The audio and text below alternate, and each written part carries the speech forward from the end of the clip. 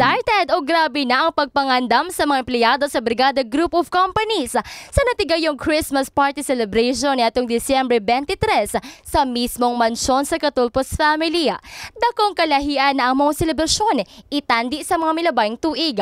Wala naman miadtong ubang sister company sa Brigada News FM gikan sa Luzon, Visayas ug Mindanao. Apan pareho lamang ang tumong nga ang tanan mamahimong malipayon sa pagsaulog sa Pasko.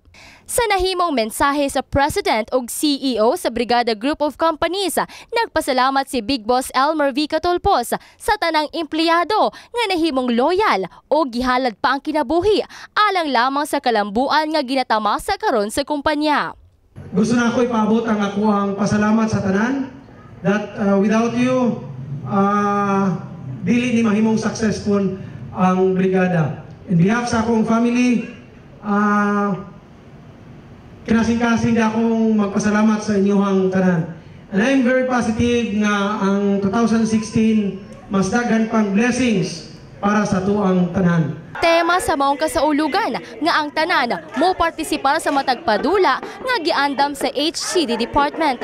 Apan una pa man kini, nagtigi usa ang 12 ka grupo pinaagi sa pinasahingyel.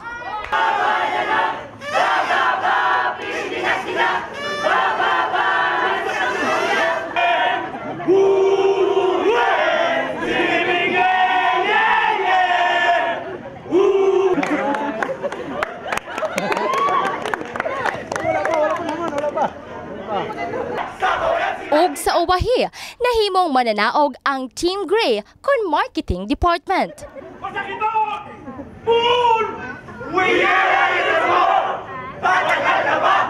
Tulugan ang sakit, laban mo to!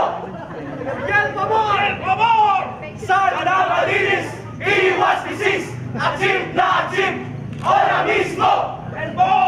Unang round pa lang, tagak na ang departamento.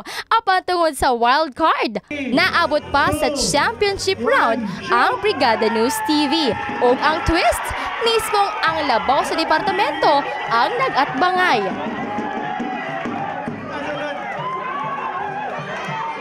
Apan ang first place, nakuha gihapon sa white team kon Audit Department.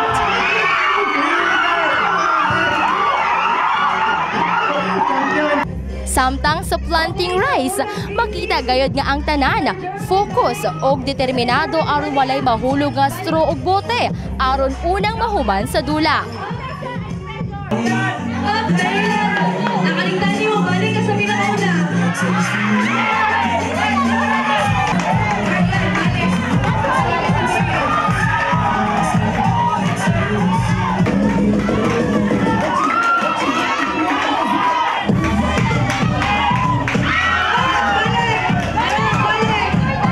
Sa sack race, doble ang kalingawan tungod doble usab ang mga partisipante sa matag grupo nga paunahay sa paglukso-lukso.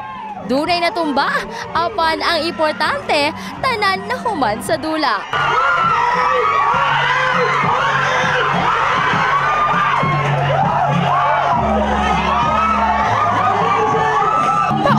Paubos usab ang senaryo sa Limborak ug matag grupo kinahanglang mosayaw una mo labay sa PC.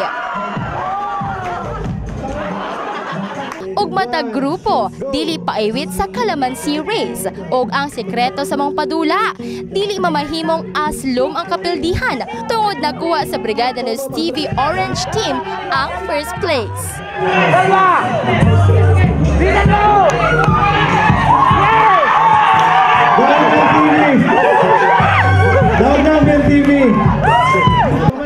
Nagdasukan ni usab ang mga partisipante sa matag grupo sa pagamay nga spear dance. Ang uban aron lang makasurvive, muga ko sa ilang kauban.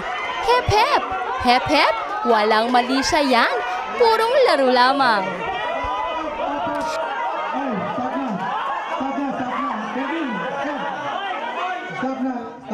Samtang tradisyon usab natong mga Pinoy nga matag Pasko, magbinayloanay gayud og regalo. Hinungdan nga ang mga munita og bonito hangtod dalungan ang kalipay. Dungagan pa sa bonus raffle nga nagkantidad og 1,000 ka pesos sa mga maswerteng midaog. Og syempre, halad sa Katulpos family ang 300 pesos worth of gift certificate sa Brigada Pharmacy nga matag usa makakuha ni ini. Dungagad pa usab og 500 ka pesos og ang tanan mapasalamaton og merry gayod ang pagsaulog sa Pasko.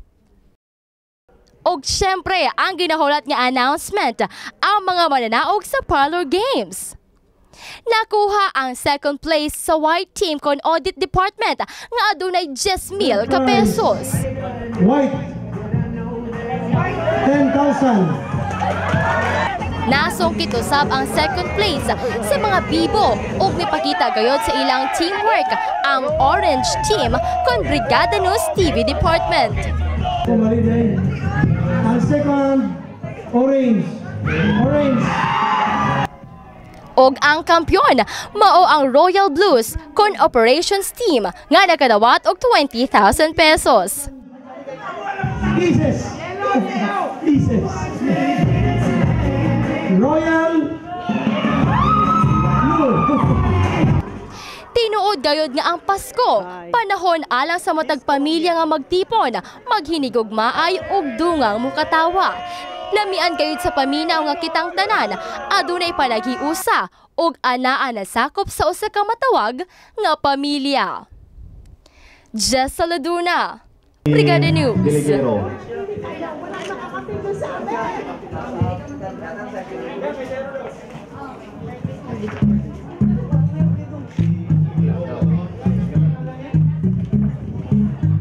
Merry Christmas to Sir Roniel Misperos.